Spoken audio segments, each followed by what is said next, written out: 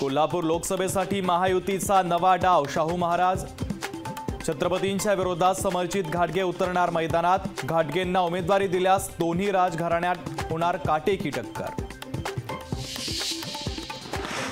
मला माझ्या कडेवर माझी पोरं खेळवायची आहे। सध्या महाराष्ट्रात दुसऱ्याची मुलं खेळतायत। नाशिकमधील मेळाव्यातून राज ठाकरेंचा भाजपवर हल्लाबोल।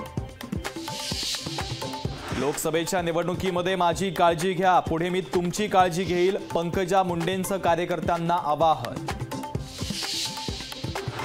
वसंतदादा शुगर इन्स्टिट्यूटची उद्या सभा। सभेच्या पार्श्वभूमीवर शरद पवार आणि अजित पवार एकाच मंचावर येण्याची शक्यता। आमदार भास्कर जाधवांचं कार्यकर्त्यांना भावनिक पत्र। कार्यकर्त्यांना उद्या एकत्र येण्याचं आवाहन। जाधव वेगळी भूमिका घेणार का, याकडे राजकीय वर्तुळाचं लक्ष। महाविकास आघाडीमध्येच 15 जागांवर एकमत नाही। प्रकाश आंबेडकरांचा गौप्यस्फोट। तिन्ही पक्ष 5 मतदारसंघांवर ठाम, त्यामुळे तोडगा नाही, आंबेडकरांचं विधान।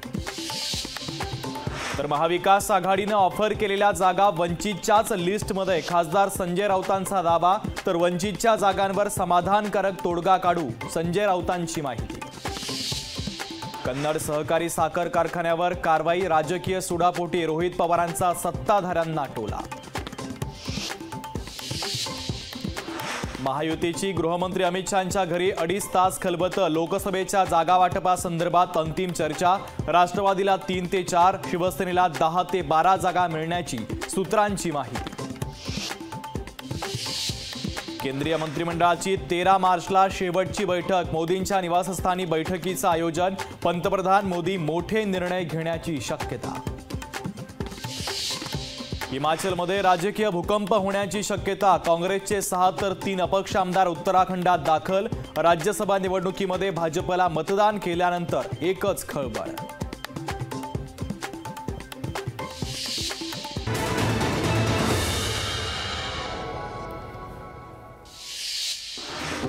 शरद पवारांनी घेतली अनंतराव थोपटेंची भेट। थोपटेंच्या निवासस्थानी दोन्ही नेत्यांमध्ये खलबतं।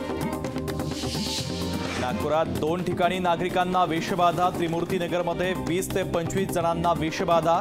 थालीपीठ खाल्ल्यानं विषबाधा झाल्याची प्राथमिक माहिती। सोन्याच्या दराचा नवा उच्चांक। सोने प्रतितोळा 65,298 रुपयांवर। मार्चच्या पहिल्याच आठवड्यात सोन्याच्या दरात 2,700 रुपयांची मोठी वाढ। नागपूरमधील अंबाझरी धरणावर एस्केप गेट उभारण्याचा निर्णय। धरणाचं बळकटीकरण करण्यासाठी 10 मार्चला काढणार कार्यादेश। कोकण आणि मराठवाड्यानंतर उद्धव ठाकरेंचा मोर्चा आता विदर्भाकडे। 13 मार्चला उद्धव ठाकरेंचा विदर्भाचा दौरा।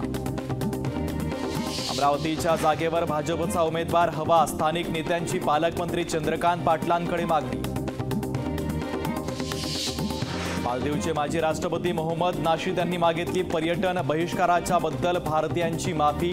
माफी मागत केलं भारतीय पर्यटकांना मालदीवमध्ये येण्याचं आवाहन। इंदापूरच्या कांदलगावात मराठा समाजाचे कार्यकर्ते आक्रमक। आरक्षण मिळेपर्यंत राजकीय पुढाऱ्यांना कांदलगावात गावबंदी। कोणताही प्रचाराचा बॅनर लागू देणार नसल्याचा गावकऱ्यांचा इशारा।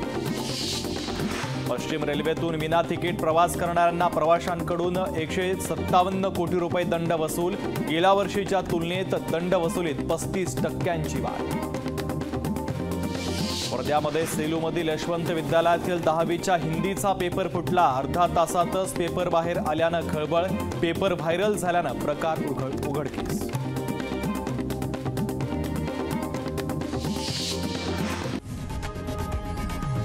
लोकशाही मराठी ऐका, पहा, जागरूक रहा।